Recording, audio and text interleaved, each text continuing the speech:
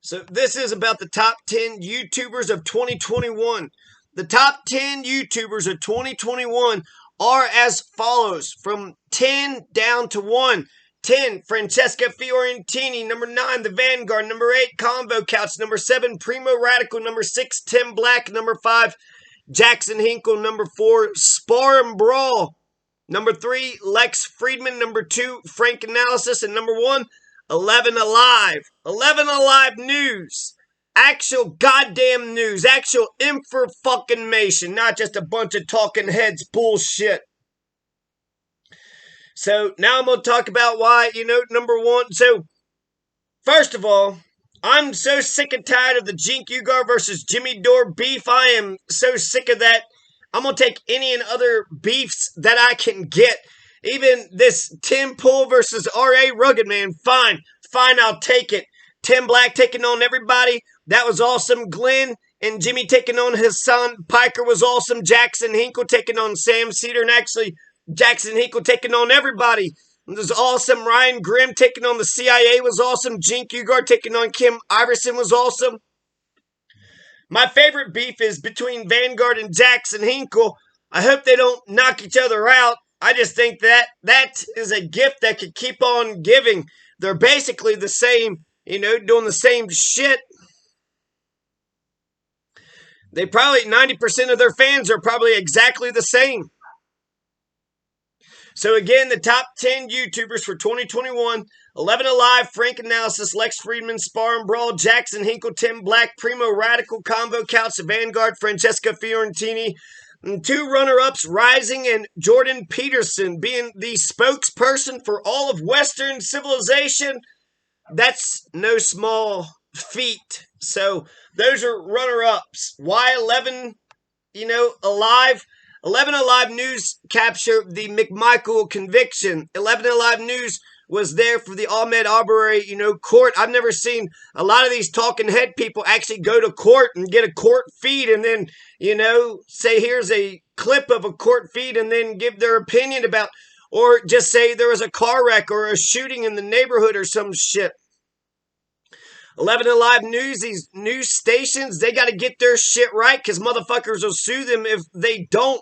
So these talking heads, it's, I don't want to say it's easy just to spout off your opinion and get guests on to spout off their opinions. But it's easier than being 11Alive News. There's some Albuquerque channel that I like too. So real news channels, I'm giving you all props. Real news channels who, have the fucking reporters and the suit and the tie and the, the picture and then the person at the scene and, they're still putting all that shit together. And they got to be 100%. They got to be right? They're going to be subject to lawsuits, whereas talking head opinion, people, they could, just my opinion, so really.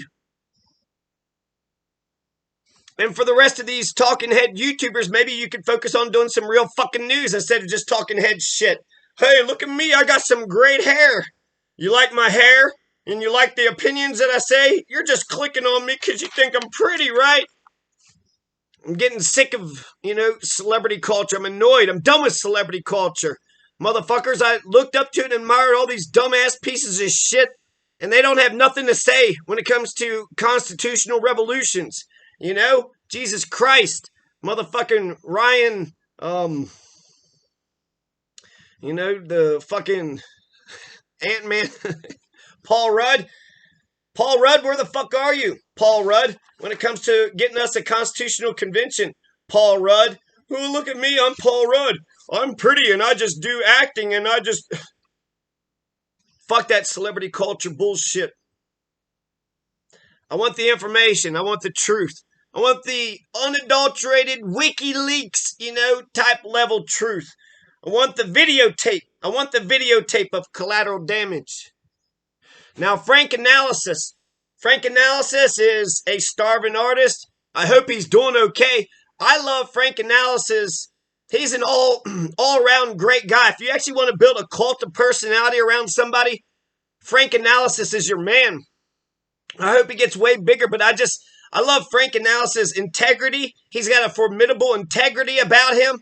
And so, yeah, Franc Analysis, I want him to put out better videos and I want him to be way bigger than what he is. But I love his fucking integrity. So I guess I want him to speak up more and I want him to keep on doing this thing. So that's why I put him up, so high. I'll admit that, I don't watch him as frequently as I watch some of these other people, Spar and Brawl and Lex Fridman, Jackson Hinkle, Tim Black. I can't get enough of any of them. The Vanguard, everything that they put out, Francesca, everything that they put out, Primo Radical, to a lesser extent, Convo Couch to a lesser extent. But all the stuff that they're putting out, I'm just eating up, and everything that Franc Analysis puts out. I wish he put out more stuff and more diverse-ish. I don't know what, I just hope he keeps doing his thing and he keeps on improving himself and he keeps, aiming towards perfectibility. And I hope we hear Franc Analysis, thoughts and opinions on many issues to come. Lex Fridman, also because he's a starving artist, it's like I want to, put a little bit of light on these folks that people don't know about, right? Vanguard, Convo Couch, Primo Radical, Tim Black, Jackson Hinkle, Spar Brawl, Lex Fridman, Franc Analysis. These are the people I'm having conversations with, out here in Colorado. But I'm not for sure if the rest of America knows about any of these folks. Lex Fridman, oh my God, this motherfucker's a genius. He's been around for quite some time. He's, puts out very smart content, actually has interviews with people, like scientists and shit. Very, very smart, content, talking about relativity and the Big Bang and evolution and, quantum mechanics and really artificial intelligence. I breathe like Lex Fridman breathes. Lex Fridman, whenever, he has a challenging thought, he's just like, he really has to take it in and take a second because it's like, well, that's quite challenging. Let me take a breath. So Lex Fridman is helping the world breathe better. Thank you, Lex Fridman. Spar and Brawl, I think, by far is my favorite new channel. They're my favorite political channel. There's nothing that Spar and Brawl could put out that I would not click on and, like. I need an outsider's perspective that gives a shit. In America, I don't know, outside, a lot of people have their own agenda and shit, but people just kind of look at, Spar and Brawl, they're talking about, Jordan Peterson, they're talking about references, they're talking about philosophy, they're talking about anything and everything under the sun. They talk about real specific, smart subjects, but they also get into the drama too.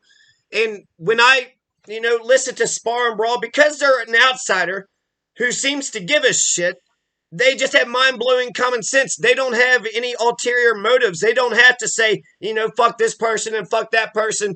They basically, if a person's personality hits them wrong, then they're like, oh, no, I don't know if I like that. So really, they're just, because they're outsiders who give a shit, but they're not totally invested, they have no ulterior motives. Maybe they would like to shit on America and criticize America, which, get over that. Go ahead and criticize America all you want, but we need to have pinpoint, precise criticisms. What are the goddamn problems? And then we need to have laser focused solutions to those problems.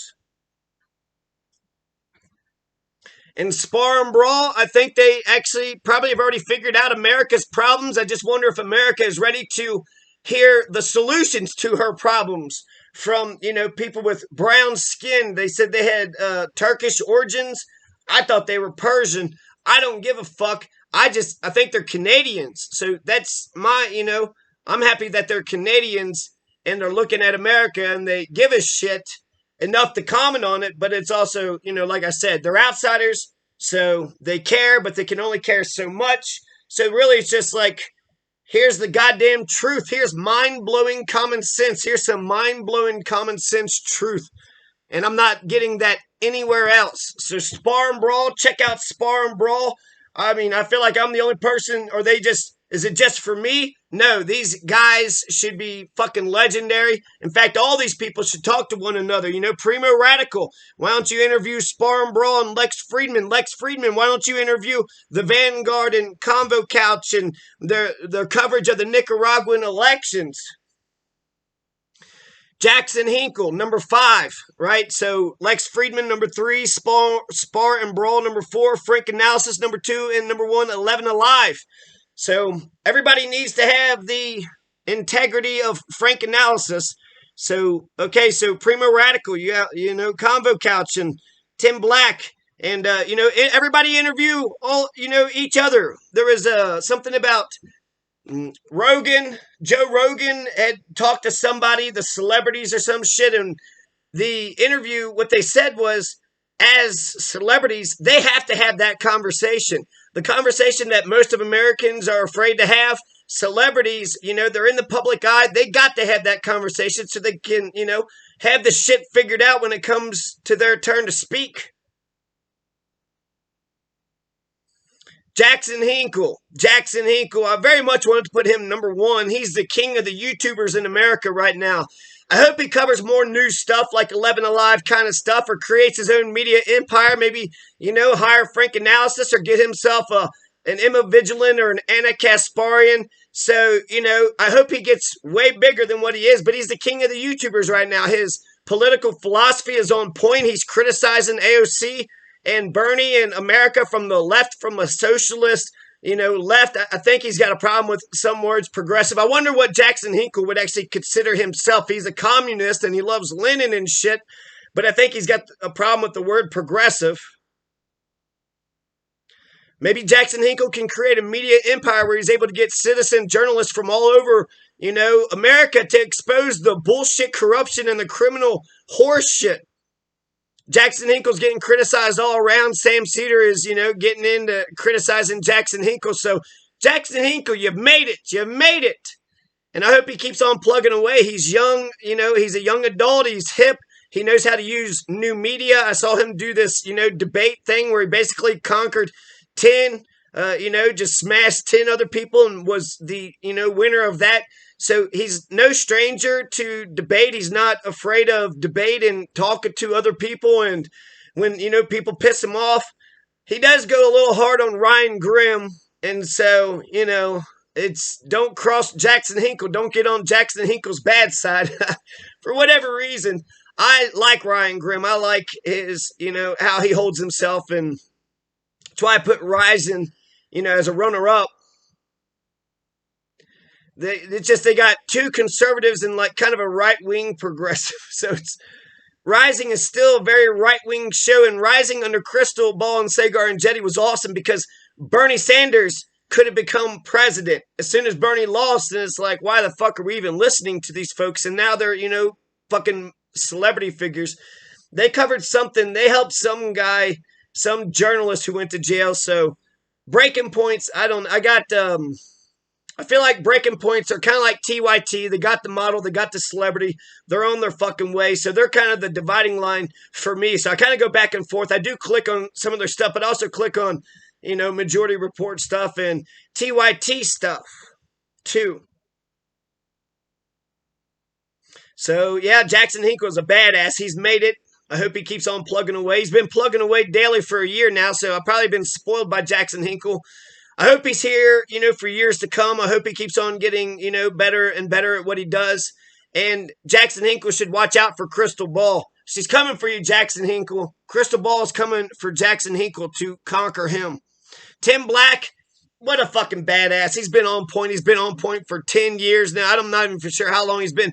But with his call-in show, anybody gets to call in to Tim Black. You want to talk to Tim Black? Call in and sound off on the issues of the day. It's freaking awesome. Tim Black has his ear to the ground. He's just on point on issue after issue after issue. And he's been around forever. So, he's a veteran. So I like Tim Black a lot. Primo Radical. This is kind of a new guy for 2021. He looks a little bit weird, I know.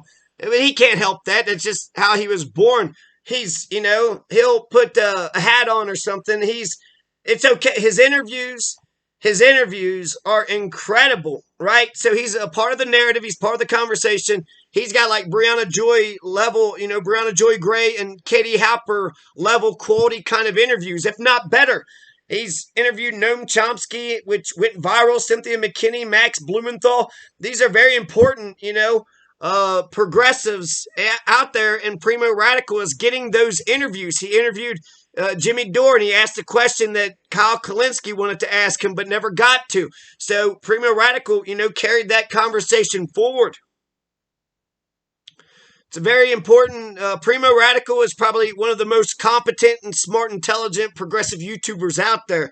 So he's essential. Primo Radical is essential. We have to keep a Primo Radical. And you know what? Let's quit being a bunch of superficial dickheads. He wears nice clothes. He's got good hygiene.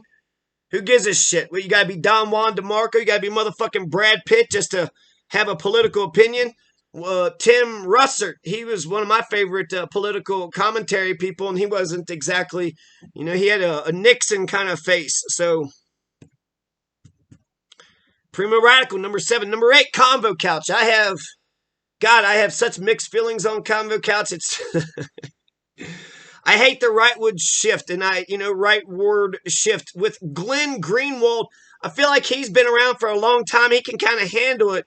Jimmy Dore and a lot of people are kind of following, along with Glenn Greenwood in his sort of orbit. And I think Convo Couch is, really listening to Glenn Greenwald, but they're really picking up the right-wing shit, and they're running away from the progressive roots. They're anti-electoralism. So whenever you get a socialist elected, they're not, the lady Fiorello, she's not happy. Whereas you have Pasta, he's like, that's good. I mean, do we need a violent revolution to get a socialist to become our leader? If we are able to elect a socialist leader, isn't that good enough? Now, because of their kind of mixed politics, they did some brave shit. They covered, I want to say, the Honduras elections and the Nicaraguan elections. They're covering these elections in South America. So when the CIA says that there's a bunch of, bullshit corruption and they go down there, well, Convo Couch actually has real reporting. What they did with Nicaragua, let's assume that they're correct, okay? That Nicaragua isn't corrupt and they were just showing, good election system, doing the good election systems as it's supposed to do. But let's assume they're wrong. Let's assume they were corrupt as fuck, but they went down there and they filmed all that shit. So I think either way you go, right? Either the U.S. is wrong or Nicaragua is wrong. Here's the real footage. We should do that shit for America. How many people go to the, lines and talk to the citizens, not just at the voting booths, but in the houses and shit? How come you didn't vote today? How come you did vote today? Is this, have election integrity? When are you going to count the votes? Who counts the votes? Is there a chain of custody and this and that? So the Nicaraguan election coverage is, that's some badass shit. Max Blumenthal stopped the war on Venezuela, and Convo Couch stopped the war on Nicaragua. So, as much as I'm annoyed by their, right-wing politics, or their seemingly right-wing politics, I mean, Jesus fucking Christ, where are they on astrology and flat earth? And, we're going to denigrate, like, fucking elevate yourselves. Let's talk about some philosophy. Let's talk about the Enlightenment. Let's talk about the good life. When it comes to theory, people say, I got, to survive. There ain't no theory to me. Motherfucker, you operate on some kind of theory. So if you haven't had a conversation on theory, why are you moving the way that you move? So good job, Convo Couch, on that. The Vanguard, Zach and Gavin, they're very prolific. They put out interesting stuff. They're one of my favorites, right? Vanguard, Spar Brawl, Jackson Hinkle, Tim Black, Primo Radical, Francesca Fiorentini, the Bitchuation Room.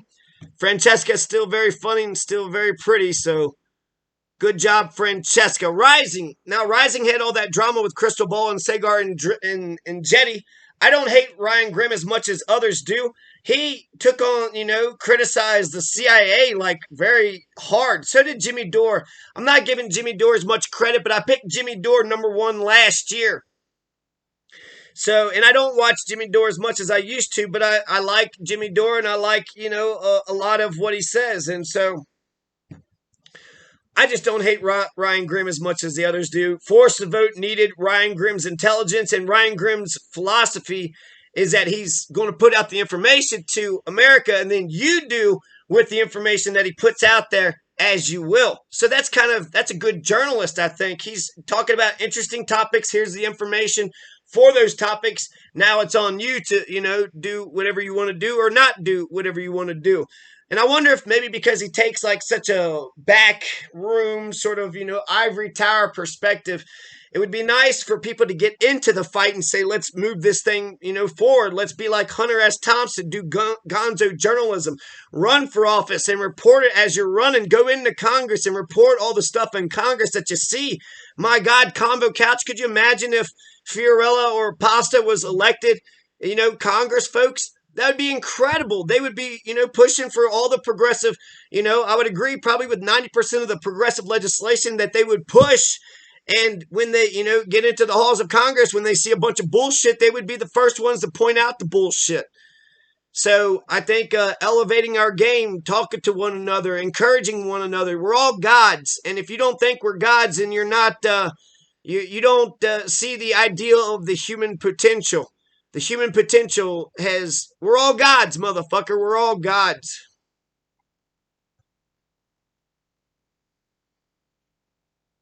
And Ryan Grimm is the liberal. On Rising, Ryan Grimm is the liberal. That Robbie Roaff motherfucker, I hate to agree with the shit that he says, but he fucking just nails it out of the park over and over again. Kim Iverson, she's on goddamn Planet 9. I don't know where the hell she is. Her and Fiorella, are hanging out on Pluto somewhere. But a bunch of right-wing shit, a bunch of defense of the right-wingers and the Republicans. And, Rush Limbaugh hated the liberals and everybody hating the fucking liberals today. We don't have socialists or liberals or leftists in America. FDR was like the last socialist liberal that we had in America. So we haven't had a real president, maybe, LBJ because he integrated America. But, and then I already mentioned Jordan Peterson. He's the spokesperson for all of Western civilization. So, America looked around and there's, Bill O'Reilly type people that go out there and say, I'm the head conservative. And sometimes they are by choosing themselves and putting their voice out there. Tucker Carlson, I guess, would be the de facto, the person who chose to be a conservative talking head who, America seems to have picked. So he's like the right-wing conservative guy. And then Jordan Peterson seems to be the actual intellectual that has, he's just been doing his professor shit. Jordan Peterson has just been doing a professor thing forever and then all of a sudden blew the fuck up. And why? Because he's a regular guy and we need, some conservative, a respectable conservative voice that's speaking common sense. And, a lot of shit that Jordan Peterson says, as much as I, hate to admit it, is common sense. Some honorable mentions. I like that. Let's see. Kamal, Black Anarchist, Graham Elwood, Max Blumenthal, Ben Norton, Breaking Point, Charlemagne the God, Jimmy Dore, Katie Hopper, Brianna Joy Gray, Revolutionary Blackout, Lee Camp, Trevor Noah on The Daily Show. Even though Trevor Noah is so corporate, that motherfucker's never told a joke that hey, Trevor Noah, will you tell me a joke? Give me $5. Every joke is so corporatized, so, every once in a while he wades into territory. When Trevor Noah gets headlines, that's when Trevor Noah becomes interesting. He actually said something, some common sense shit that the media wasn't prepared to hear. And so now they're saying, look at what Trevor Noah said. Motherfucker, Trevor Noah talks shit all the time, so just wish he wasn't so corporatized. Some of those other guys, the big four, whatever, the comedians, Jimmy Kimmel, Jimmy Fallon, Jimmy, Seth Meyers, and who the fuck ever. All those motherfuckers, I used to watch a lot of Seth Meyers, but they're just they're just such corporate fucking whores. It's like they're more about telling the joke and selling their package than they are about change in the world. And I like the people that's, they know change is ready. We need some change. How come we're not changing shit? TYT, Majority Report, Amy Goodman. I kind of think of all them and, they're doing their own thing. They're mostly opinion. They're not all about change. You just saw the collapse of the Build Back Better bill, which basically says all the forced voters. We weren't the radicals who were just over the fucking top. We were the ones that were speaking common sense. We're not going to have a bold progressive agenda now because goddamn Biden and the fucking progressives and the moderates, they don't know how to do it. So shit, we probably should just make Joe Manchin president and see if he's in favor of any sort of progressive legislation since he's controlling all of America's affairs today. And that damn Robert Durden, man, he fucking pisses me off.